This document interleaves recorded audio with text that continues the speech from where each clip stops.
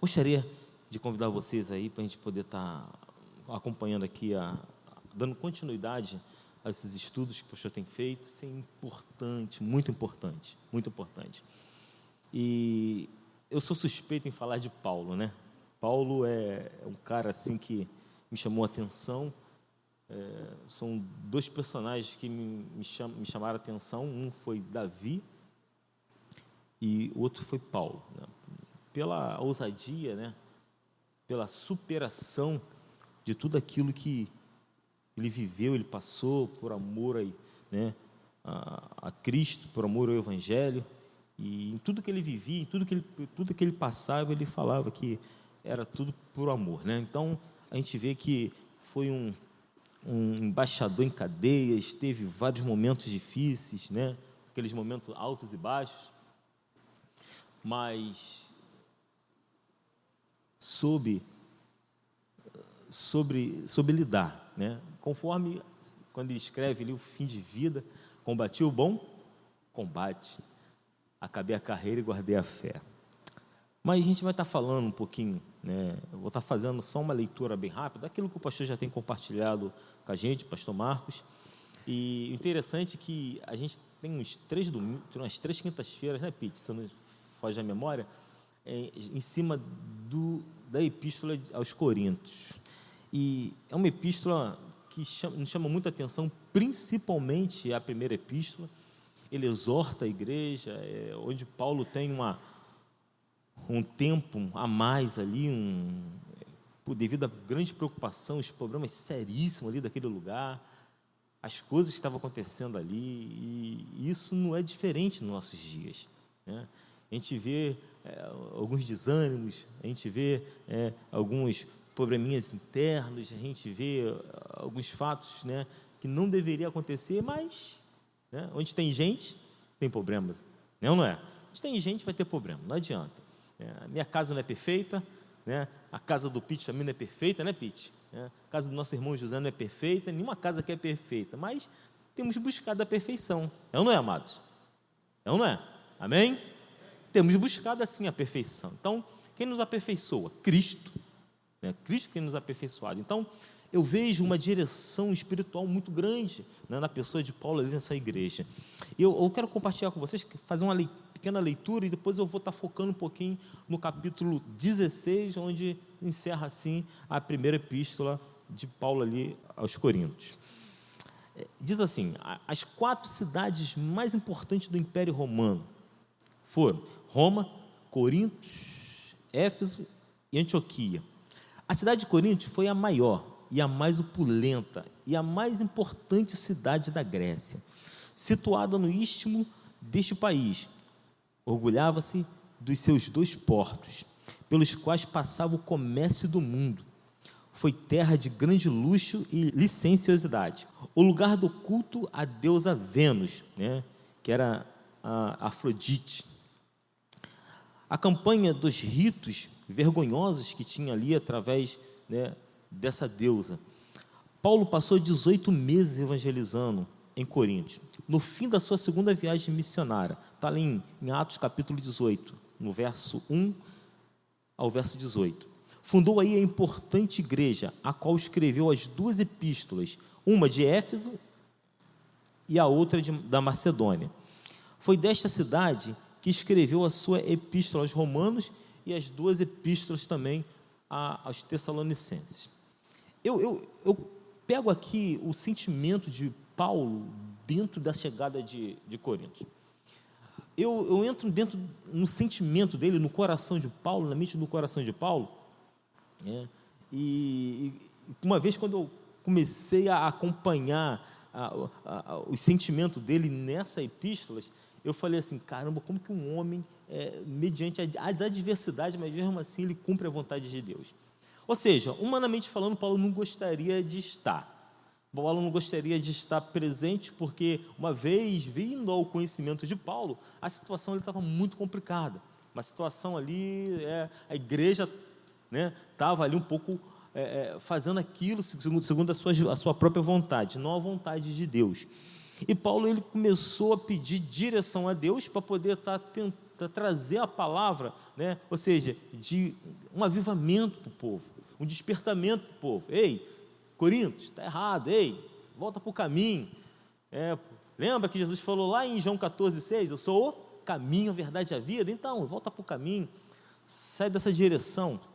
A gente vê um monte de coisa acontecendo ali naquela igreja, a gente vê alguns detalhes, alguns pontos assim, que a gente vai retratar para os nossos dias, a gente, Senhor, só misericórdia, né? Para quem já conhece a epístola, para quem já conhece a situação toda, né? Mas o que me chama a atenção é a espiritualidade daquele lugar, de Corinto. Por ser uma cidade muito povoada, uma cidade onde tinha 2 portos, onde tudo chegava, então, uma cidade muito conhecida, uma cidade muito frequentada, né? Chegava gente, ia gente, chegava comércio, ia comércio, né? E era reconhecida no mundo inteiro. Então, por uma cidade ser assim, né? Por uma cidade ser vista dessa forma, a cidade passa a ser uma cidade muito conhecida e muito, né, admirada por muita gente. Mas onde tem um comércio desse, onde tem um movimento desse, há uma espiritualidade, porque onde vem muita gente, né? Não só crente, não só pessoas do bem, mas também pessoas, né, de outro segmento, pessoas do mal mesmo. O que me chama a atenção é a espiritualidade dela. E nessa cidade, conforme diz o texto, existia uma deusa chamada Vênus, que estava ali, a Afrodite. O que me chama a atenção é a forma, né, que essa entidade, né, essa deusa ali, agia no meio de Corinto, no meio da cidade. Infelizmente, a igreja estava começando a se pegar esse segmento. E a gente vai ver alguns detalhes ali, né, nos capítulos, né, mais adiante, que Paulo ele pega muito firme. Gente, muda de rota. Gente, sai dessa direção. E a gente vê que essa deusa era uma deusa da sensualidade. É uma deusa que ela trazia ao povo, né, admiração. Todos, né, vinha gente de fora, gente de muito longe para poder conhecer e adorar. Ficava mais afastado, um pouco mais acima. E diz o historiador que existia 1000 mulheres do segmento dessa deusa que descia para se relacionar com os homens, seja aqueles que estavam presentes na cidade, aqueles que estavam chegando, né, nesses 2 portos. É uma coisa assim horrível, horrível, horrível, horrível. E aí a gente vê o peso, né? A gente percebe, a gente que tem a gente que tem o Espírito Santo de Deus, a gente percebe um peso espiritual no lugar. Eu não sei vocês, mas eu já cheguei em certos lugares que eu fiquei muito incomodado. E Deus já me deu cada direção, já me pediu para me sair dali, já pediu para eu poder permanecer naquele lugar, mas já aconteceu várias vezes, né? Não aqui, mas em uma outra igreja pelo qual eu vim, já visitei pessoas, famílias, que uma espiritualidade muito grande. A gente chega no lar, a gente sente o peso, a gente sente aquela, né? E a gente começa a orar, pedir a Deus que Deus venha desfazer, Deus venha quebrar laços, Deus venha quebrar todo tipo de espiritualidade que tem aprisionado aquela família. Então a cidade era conhecida pela sua marca, por essa deusa, essa idolatria que tinha ali. Seguindo, eu queria fazer com vocês uma radiografia dessa cidade de Corinto. Desconstruir e reconstruir. Como que podemos desconstruir para reconstruir algo? Imagina mexer com algo que já está existente. Imagina mexer com algo que já está dentro de você. Imagina mexer com algo que já é hábito, né? Já é costume. E a pior coisa que tem é mudar o costume de alguém. Mudar aquilo que a pessoa pelo qual já é acostumada a fazer. E diga-se de passagem que há muita gente que tem aqueles costumes, aquelas manias que realmente precisam se largar. Ou seja, muitas das vezes Deus ele não age mais, Deus ele não tem agido melhor mediante algumas coisas que precisam de fato ser quebradas. E para aquilo ser quebrado depende de cada um de nós. Para aquilo ser quebrado não depende do pastor Luiz, não depende do pastor Marcos, não depende de vocês, depende de mim. E tem coisas que é necessário vencer, quebrar. Ah, pastor, a gente recebe maldição? Não, em Cristo nós somos muito mais do que vencedores. Tudo posso, mas costumes que acaba trazendo para a gente uma paralisação espiritual. Costumes e hábitos que acaba trazendo para a gente algumas coisas que atrapalham até mesmo o nosso crescimento espiritual. Aquilo que eu penso, aquilo que eu acho, será que Deus pensa da mesma forma e acha? O pastor Marcos falou uma coisa que é muito interessante no próximo domingo, no domingo passado. Imagina se você estivesse pensando a mesma coisa que eu estou pensando agora. Complicado. Seria muito complicado. Eu sou diferente, somos diferentes e vivemos no corpo. Precisamos fazer a diferença no meio da indiferença. Não é? Não foi para isso que nós fomos chamados? É para fazer a diferença no meio da indiferença. Quem aqui trabalha? Imagina amanhã chegando lá no teu trabalho, naquele setor. Quantas pessoas diferentes vão estar ali? Mas conforme a palavra fala lá em João, nós somos o quê? O sal da terra. Se o texto fala que nós somos o sal da terra, precisamos fazer a diferença. A diferença. E machuca, dói um pouquinho, mexe um pouquinho, a gente fica naquela tensão, mas é necessário que faça a diferença. Deus nos chamou para fazermos assim a diferença no meio da indiferença. Uma cidade nova com muita gente chegando. Paulo escolheu esta cidade como propósito específico. Ele ficou ali 18 meses, foi o maior tempo que ele passou nas igrejas, foi a igreja de Corinto. O propósito ali era muito grande, o que ele tinha que falar, o que ele tinha que entregar, o que ele tinha que ajustar, o que ele tinha que dar como direção, precisou dele um tempo a mais, um tempo maior. Paulo ficou um pouquinho apreensivo, porque não sabia qual o grande propósito de Deus, se Deus ia reconstruir ou se Deus ia trazer o castigo, mas ele sabia que pela misericórdia de Deus, porque ele alcançou essa misericórdia, ele sabia que aos coríntios havia as misericórdias de Deus, mas precisava o quê? Eles estarem prontos a receber. Havia um templo, Afrodite, deusas do amor, onde também influenciou muito aquela cidade na questão espiritual, pelo qual eu já compartilhei com vocês. Eu vou estar compartilhando com vocês alguns problemas que acontecia ali naquela cidade. Eu gostaria que vocês abrissem a Bíblia de vocês, deixassem aberta, em 1 Coríntios. A gente vai discorrer um pouquinho aí sobre essa epístola.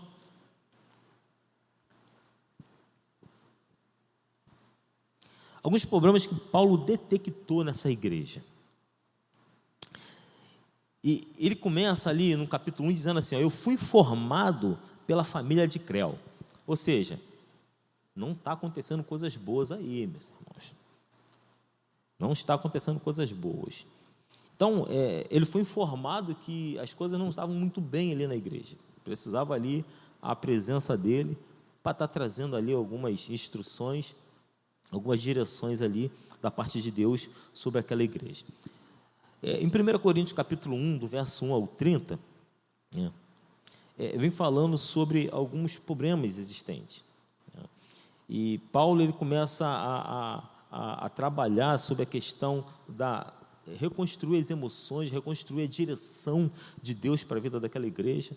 Já no capítulo 2, o caráter da pregação de Paulo em Coríntios, ele vem falando do caráter, de como Cristo, o que ele exigia da gente, como ele gostaria que nós, com a igreja de Coríntios ali, ou seja, tanto a igreja como nós, procedêssemos assim diante dele, diante de Deus, e o que ele exigia de cada um de nós, como corpo, como igreja.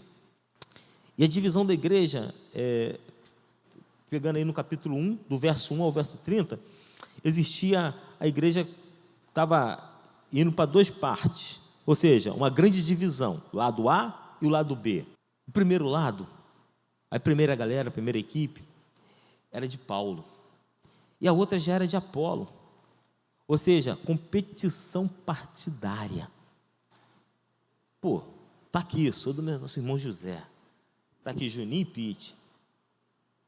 É fechado, Juninho e Pete. Não, mas eu sou fechado aqui com o José, né? Eu, nosso irmão aqui. Mas, ó, com vocês mesmo, amigo. Né? Que a gente está aqui. O que se trata aqui, você não pode compartilhar com vocês. Obviamente, o que é tratado com vocês, você não deve compartilhar com a gente. Seja sincero, isso é igreja?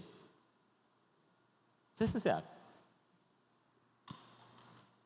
Não deveria ser assim. E Paulo chega, ele dizendo ali no capítulo 3, no verso 4,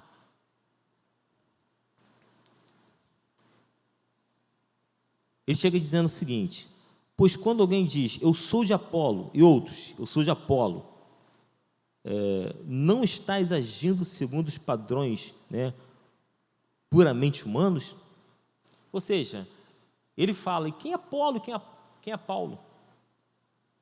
Os dois são servos do Senhor Jesus.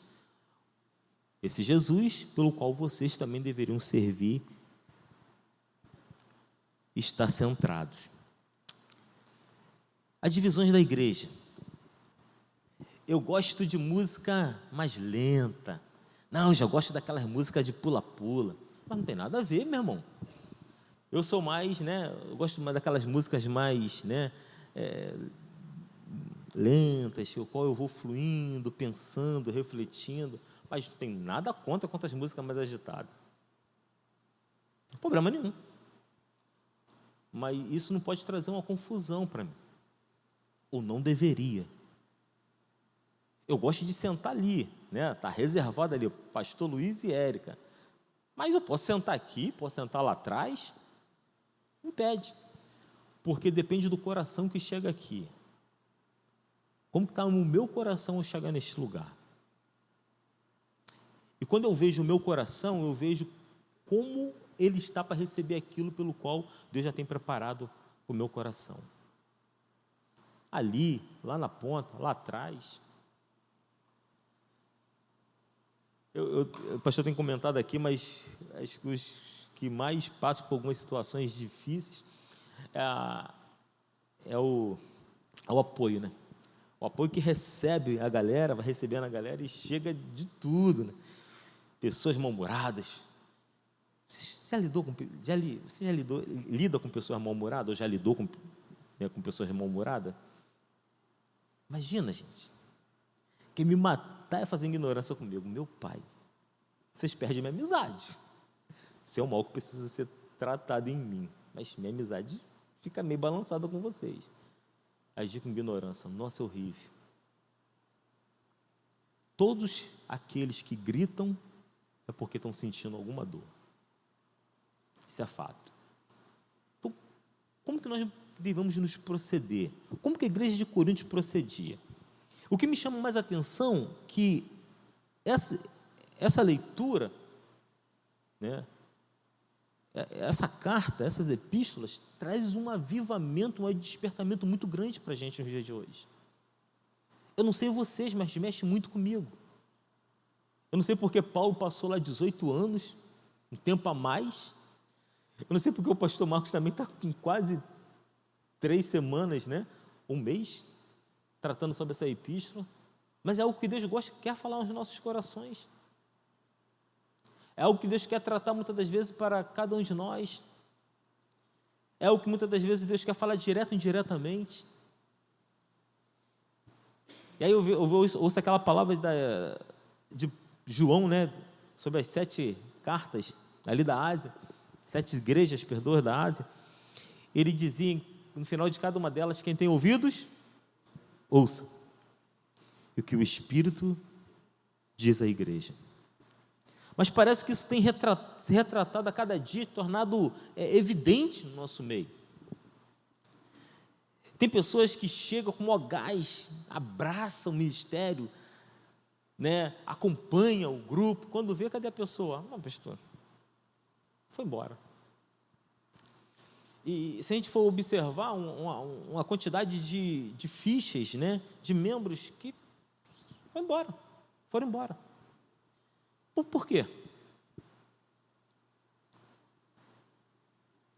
a gente precisa um pouco nos despertar para essas coisas. São os detalhes que fazem uma diferença muito grande nas nossas vidas. Acontecia aqui, tem acontecido nos dias de hoje? Sim.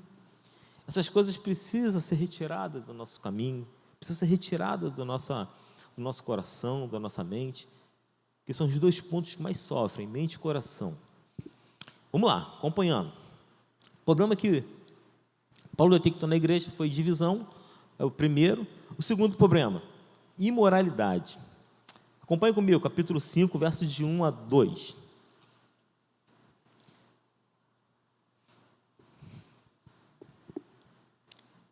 Imoralidade.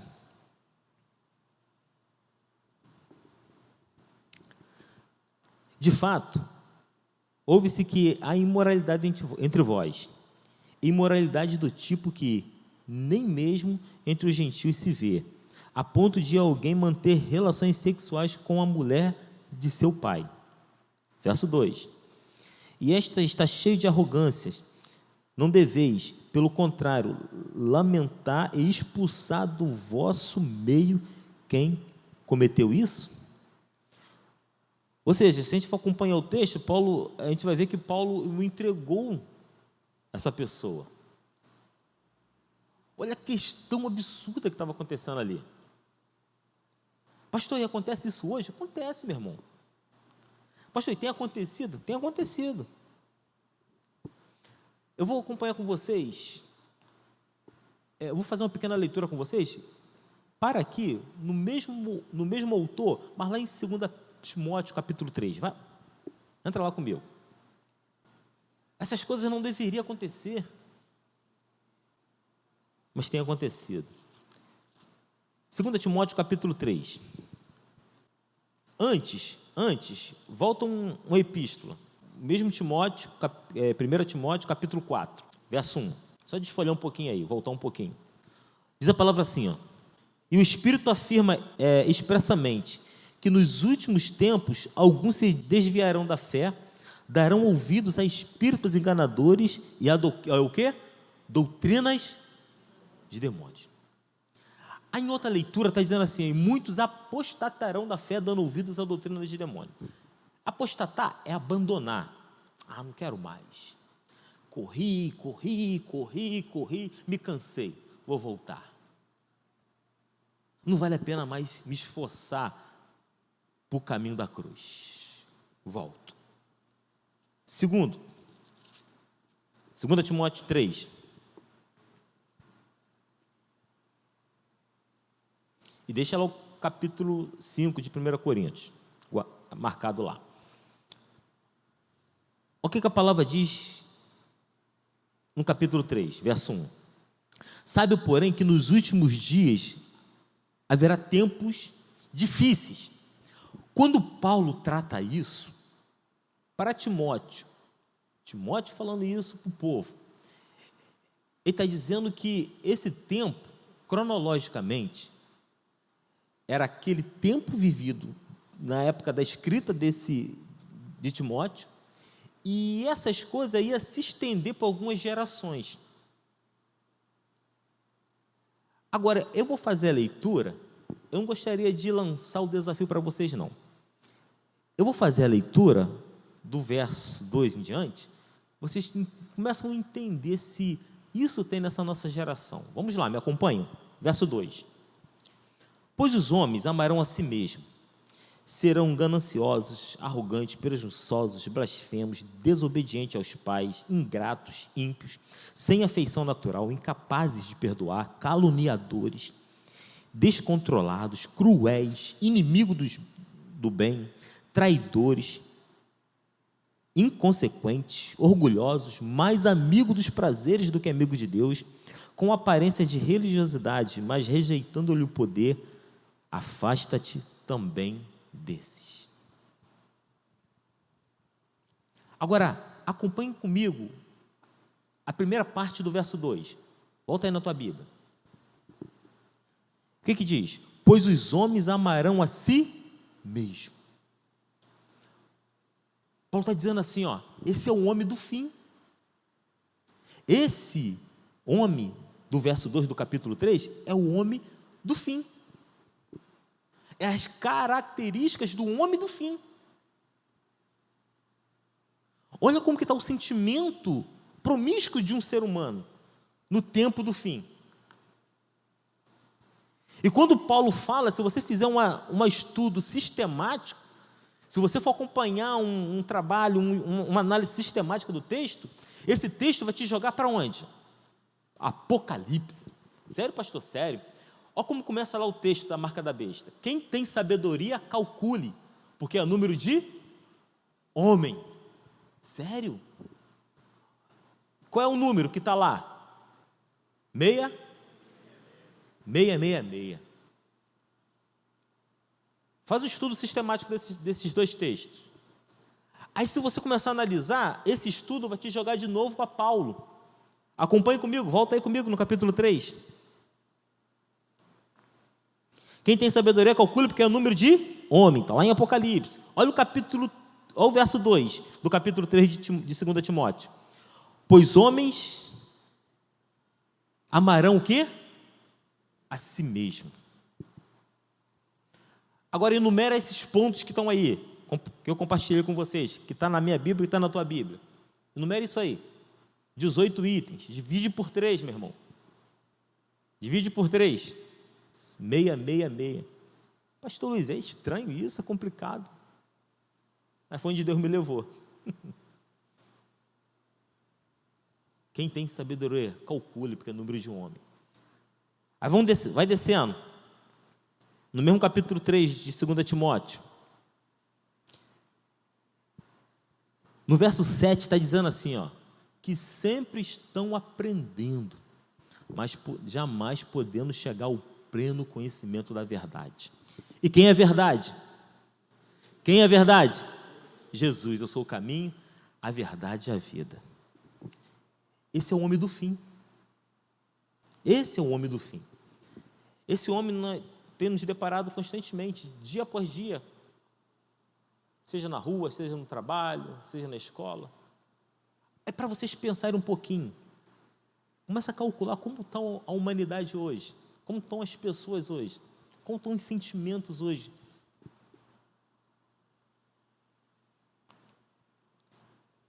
Para orarmos mais, não é? Não? Os problemas da imoralidade. Esse garoto voltando lá para 1 Coríntios, esse garoto houve uma relação ali com a sua madrasta, houve um castigo da parte de Deus sobre essa atitude. Mas será que esse garoto não foi instruído? Será que esse garoto não tinha um orientador? Como era a vida desse garoto? A igreja não tratou do assunto.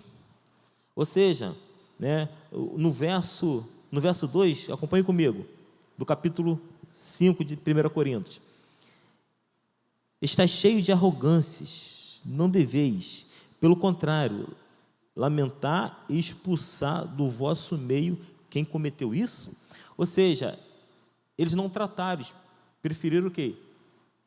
Afastar, excluir, do que tratar o assunto, do que chamar, aconselhar, orar. Terceiro problema, brigas.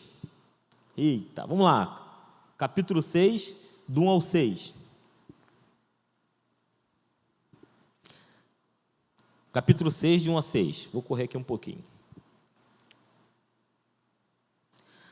Atreve-se alguém entre vós, quando há queixa de um contra o outro, e levar a questão para ser julgada pelos injustos e não pelos santos.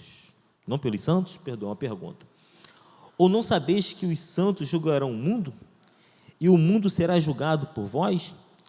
Como sois incapazes de julgar as coisas menores? Não sabeis que iremos julgar os anjos? Quanto mais as coisas pertencentes à vida. 4. Assim, quando tendes negócios desta vida para serem julgado, constitui como juízes os que são de menos estimas na igreja? Verso 5. Digo isso para vos envergonhar, será que não há entre vós, ao menos, em que seja sábio para julgar as questões entre os seus irmãos? Verso 6. Entretanto, um irmão leva outro irmão ao tribunal, isso perante os incrédulos. Ou seja, a situação como estava, as coisas não eram tratadas, as coisas, irmão, vamos orar. José, tu me entristeceu muito naquele último encontro, mas vamos orar, né? Alguma coisa que eu te fiz, você me perdoa, mas, né, vamos estar orando, né, para quem sabe Deus venha estar tendo misericórdias e trazendo aquilo ali, né, um ato de nos reconciliarmos um com o outro. Mas aquela situação que era simples, né, entre eu e o irmão José, estava sendo levado para um tribunal. Estava trazendo uma coisa que podia ser resolvida ali dentro, com uma coisa externa. Vamos lá, quarto problema, no casamento. Isso aí é complicado. 1 Coríntios capítulo 7, verso 1.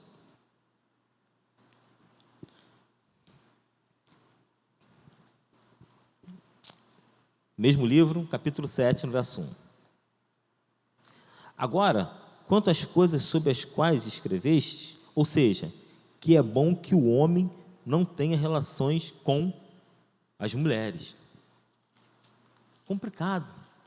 Então, está dizendo aqui sobre a questão que, se o homem, né, tinha 2 pontos, o solteiro permaneça da forma que está, e os casados continuem casados. Por quê? Essa divergência de questão de, eu sou solteiro, eu estou casado. Quais seriam os 2 procedimentos? As crises, né, que existe até hoje, né, para aqueles que são solteiros, né, há solteiros no templo? Não é. Mas Paulo estava falando porque a conduta deles era melhor que eles ficassem da forma que eles estavam.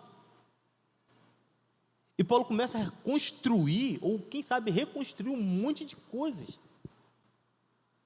Verso 5. Não vos negueis um ao outro, a não ser de comum acordo, para algum tempo, a fim de vos consagrardes à oração. Depois, volta a unir de novo, para que Satanás não vos tente por causa da vossa falta de controle. Eu vou castigar meu marido, eu vou castigar minha esposa. Meu irmão, isso é mó furada, meu irmão. Isso é mó furada. Isso é mó furada. Então tem coisas que precisamos ser equilibrados. Tem coisas que precisam ser tratado numa conversa, tem coisas que precisam ser tratado num bate-papo. Não ocorra silêncio. Porque o silêncio dentro dessa área corrói, meu irmão, e destrói casamentos. Racha legal o casamento. Se há alguma coisa que é para ser tratada em cima dessa área, precisa ser tratado. Nem que se pague um preço, mas trate. Não leve isso. Não esconda isso, não omita isso. Porque o que mais me deixa triste, o maior índice de separação entre um casal é a questão sexual. Essa é a segunda pesquisa. Uma das coisas. Só perde só por finanças. É uma coisa tão simples de ser tratado, mas é uma coisa que se torna muito mais complicada de ser trabalhado. Deus falou que não posso fazer isso. Deus falou que não quer. Mas já orou a Deus? Já conversou com a tua esposa? Não, pastor. Então como você está falando que é Deus que falou, meu irmão? Como que é Deus que falou, minha irmã? 2 Pedro capítulo 3. 1 Pedro capítulo 3. Olha como Pedro testifica essa palavra de Paulo. 1 Pedro capítulo 3, verso 7. Amém? Da mesma forma, marido, vivei com elas a vida do lar, com entendimento, dando honra à mulher como parte mais frágil, e herdeira convosco da graça da vida, para que as vossas orações não sejam impedidas. Sabe o que ele quer dizer aqui? Se relacione com a tua mulher. Tenha um bom relacionamento com a tua mulher.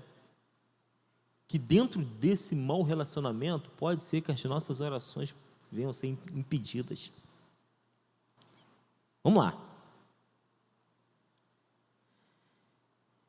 Quinto problema, dos limites da liberdade cristã. Lá no capítulo 8, Paulo vem tratar também sobre esses pontos, sobre o sacrifício da carne, né, aos ídolos. Há dois grupos, Paulo está dizendo, primeiro, tem coisas na vida que são imorais. E aí Paulo está tentando trazer que coisas que para eles não achavam imoral, mas era imoral. E sacrificar ídolo, comer carne, né, que parecia ou aparentemente era sacrificada, não era imoral. E aí Paulo começa a colocar um monte de pontos importantes para entender que aquilo que Deus consagrou o homem, né? Se a gente for perguntar tudo aquilo que, eu comprei esse no mercado da vida aí, né, que está em festa aí, esse mercado está fazendo aniversário, comprei uma carne lá. Mas se eu perguntar ao açougueiro, vem cá, essa carne aqui foi sacrificada, meu irmão? Que procedência é essa carne? Tu vai perguntar que procedência é aquela? O porquê daquilo? Essas coisas estavam trazendo confusão, estavam trazendo problemas à igreja. Né? Coisas que traziam transtornos e coisas que poderiam ser resolvidas, embora não eram. Tem coisas na vida que são amoral, ou seja, depende das circunstâncias. Não é o fato em si, é as circunstâncias daquilo que era permitido, mas não era conveniente. O que pode ser permitido? Aquilo que não pode ou aquilo que não devo? Tem coisas que eu não posso, tem coisas que eu não devo. Eu não posso falar mal do Newton e da Norma. Posso ou não devo? Não posso. Estão comigo aqui? Eu posso ou não posso falar mal do Newton e da Norma? Apesar que não tem motivo para falar mal do Newton e da Norma, né? Mas não posso. Não é questão que eu não devo. Eu posso ou não devo chegar atrasado aos encontros? Eu não devo. Não devo chegar atrasado. Então, essas duas linhas, né, essas duas vertentes, e muitas das vezes estava trazendo um distúrbio, uma confusão muito grande, muito grande, muito grande. 1 Coríntios capítulo 8, verso 10. Aqui nesse capítulo ele está dizendo assim, você pode comer carne, né, tudo aquilo que te oferecer. Mas, embora você soube, isso aqui foi sacrificado, nós oferecemos a isso, oferecemos a esse Deus, nós colocamos assim, colocamos assado, ou seja, conscientemente você está comendo aquilo pelo qual foi oferecido. Paulo tentando explicar ali aos Coríntios. Já no capítulo 10, do verso 25,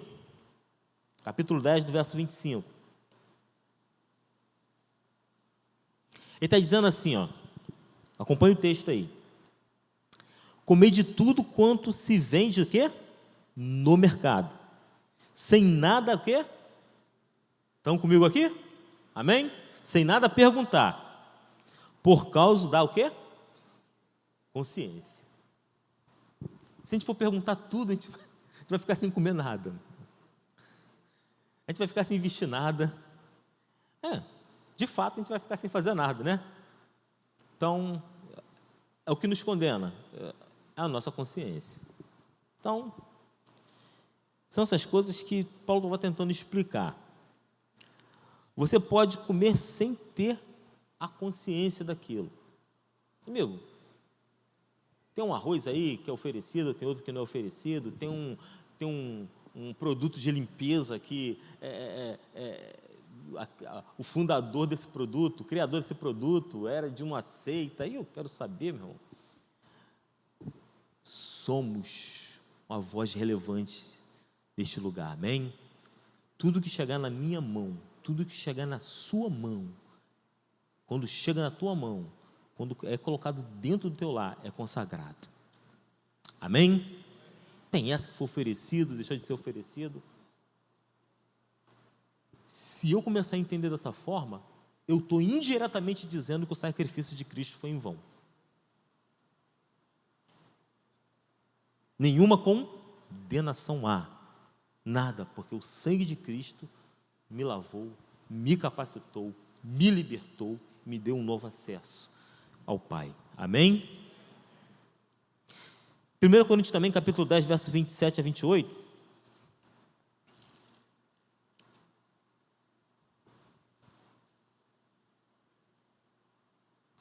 Se, portanto, algum incrédulo vos convidar e quiser de ir, comei de tudo que vos for servido, sem nada o quê? Perguntar por motivo de quê? De consciência. Ele ratificando aí, tá? O verso 25.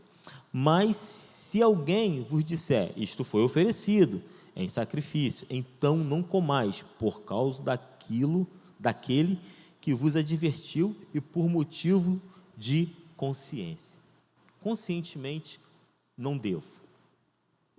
Conscientemente, não posso. E conscientemente, eu posso. Amém? Uma vez me perguntaram, macumba pega em crente?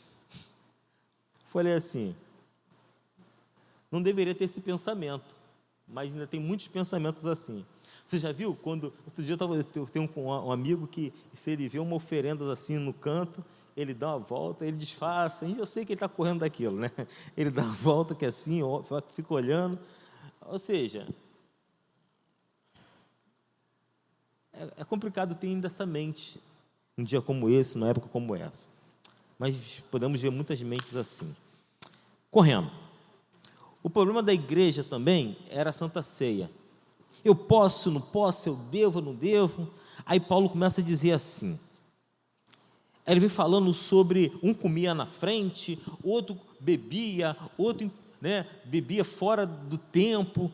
Aí ele chega no verso 23, que eu gosto muito, pois que eu recebi do Senhor e também que vos entreguei, que o Senhor Jesus na noite que foi traído tomou o pão, e depois de ter dado graças partiu e disse, isto é meu corpo, que é partido por vós, fazei isto em memória de mim. Do mesmo modo, depois de comer, tomou o cálice dizendo, este é o cálice da nova aliança, do meu sangue, fazei isto todas as vezes que beberdes em memória de mim. Ou seja, Paulo estava dando uma direção correta da forma que se deveria celebrar a Santa Ceia. Porque todas as vezes que comerdes deste pão e beberdes do cálice, vocês vão estar anunciando a morte do Senhor até que Ele venha. Aí, por esta razão, quem comer do pão ou beber do cálice de maneira indigna, será culpado de pecar contra o corpo e o sangue do Senhor. Examine-se, pois, o homem e a si mesmo, e dessa forma coma do pão e beba do cálice. De hipótese nenhuma, Paulo falou nesse capítulo para você deixar de tomar, celebrar a Santa Ceia. Paulo falou para uma autoanálise, ou seja, para e pensa naquilo que você fez, naquilo que você falou, e depois participa do corpo. Aqui, ponto nenhum do capítulo, Paulo está dizendo para a gente parar e não fazer desse momento, não participar desse momento. Aí vem o capítulo 12, do verso 1 ao verso 11, os problemas espirituais, que Paulo começa a dizer a forma correta. Aí entra no capítulo 13, a superioridade do amor. Aí ele começa a falar que os dons espirituais, é importante existir dentro da igreja, é importante que a igreja tenha. Aí ele entra no capítulo 13. Olha como começa o capítulo 13. Só preste atenção. Agora, eu vos mostrarei um caminho muito superior. Aí ele, no verso 1, mesmo que eu andasse pelo vale... mesmo que eu falasse a língua dos homens, né, quase que fui para o outro lado, dos homens e dos anjos, mas não tivesse o quê? Amor. Seria como metal que soa e como um prato que retine. E mesmo que eu tivesse o dom da profecia e conhecesse todos os mistérios e tivesse todo o conhecimento, e mesmo que eu tivesse fé suficiente para mover as montanhas, não tiver amor, nada disso que seria. Aí já no capítulo 14, aí ele vem discorrendo sobre o capítulo 13, né? Tudo sofre, no verso 7, tudo crê, tudo espera, tudo suporta, o amor é sofredor, o amor é isso, né? Aí no verso 13, que ele termina esse capítulo, portanto, agora permanece esses três, a fé, a esperança e o amor, mas o maior deles é o amor. Ele ratifica esse texto lá em 1 João capítulo 4, verso 8. O que diz lá? Quem não ama, não conhece a Deus, porque Deus é amor. Esse texto fala da essência do caráter de Deus. Essência do caráter. A ponto que ele diz também que o amor, ele cobre multidões de pecados. Vou falar mais um pouquinho sobre isso mais à frente. Já no capítulo 14, vem falar sobre o dom de profecia é superior do que o dom de línguas. Aí já o dom profético superior do dom de línguas, já no capítulo 15, falando sobre a ressurreição, e fechando, aí o capítulo 16, né? O problema da igreja era a mão de vaca. Ou seja, aqui nesse capítulo, ele estava dizendo, Paulo estava arrecadando uma oferta para mandar para o povo da Judéia. As igrejas da Macedônia estavam contribuindo com generosidade, e a igreja de Corinto estava encolhendo a mão, rica, potente, com recurso, mas quem estava contribuindo ali? Ajudando o ministério, o desenvolvimento do ministério, era o povo lá da Judéia. E Paulo fala, por que vocês não ajudam? Eu tenho direito sim de receber. A Bíblia fala, aquele que vive do ministério, aquele que serve ao ministério, pelo qual foi chamado, que também viva e coma através desse ministério. E Paulo começou a falar essas coisas. Paulo tratou esses assuntos. Paulo relacionou isso aí para a igreja, dizendo que continua sendo aquilo pelo qual Deus os chamou. Não esqueça do autor da vida, que é Jesus. Porque quando a gente esquece, eu e você como igreja, nós como igreja, esquecemos do nosso chamado, a gente acaba esquecendo do significado da cruz. E quando nós esquecemos o significado da cruz, já não faz mais sentido em servir o Criador. Porque essas coisas estão constantemente ao nosso lado. A gente vai sair daqui agora, a gente vai lidar com uma situação dessa, citada aqui. A gente vai chegar em casa, pode ter uma manifestação dessa ou não. A gente ora que não, mas a gente pode chegar amanhã para trabalhar, a gente vai ter as adversidades. Nenhum ser vivente é isento de problemas. Mas qual é o maior diferencial nosso aqui? Por sermos a igreja triunfante. Nós, como igreja, fazemos a diferença no meio da indiferença. Só colocar de pé. Quero orar, agradecer a Deus.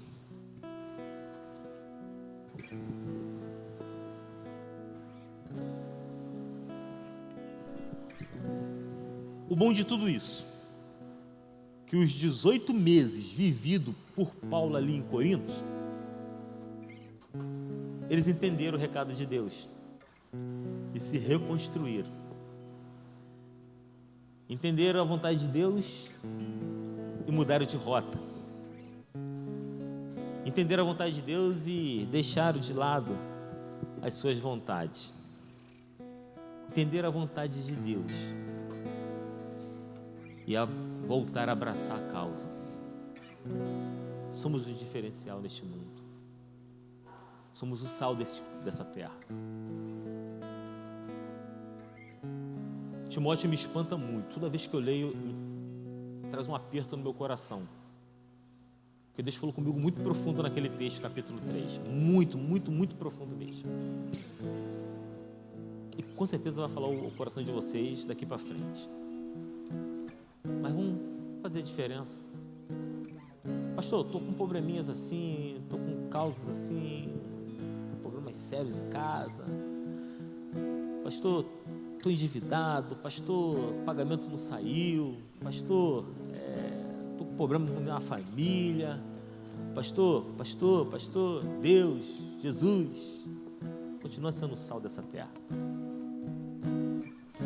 João capítulo 15, 16. Não escolheram vocês a mim, mas eu escolhi a vocês. Eu nomeei a vocês para que vocês vão e deem frutos. E o vosso fruto permaneça, a fim de tudo quanto pedirdes ao Pai, crendo, Ele vos conceda. Quem concede alguma coisa é o Pai, porque alguém está pedindo. Esse alguém sou eu, esse alguém é você. Somos nós. Clame a mim, responder-te-ei, anunciar-te-ei coisas grandes e firmes que tu não sabes. O que pode acontecer? Não sei, depende de você. O que pode ocorrer de novo na minha vida? Não sei, você que sabe. O que pode ser transformado daqui para frente na minha vida? Eu não sei, mas é você que sabe. O que pode ser impactado na minha vida daqui para frente? Eu não sei, você sabe. Então quem faz a diferença? Sou eu, pastor Luiz, na tua vida? Não, eu posso te dar um caminho, mas só quem faz a diferença na sua vida é você mesmo. Começa a fazer a diferença. Começa a dizer para Deus: Deus, eu me coloco diante do Senhor por completo.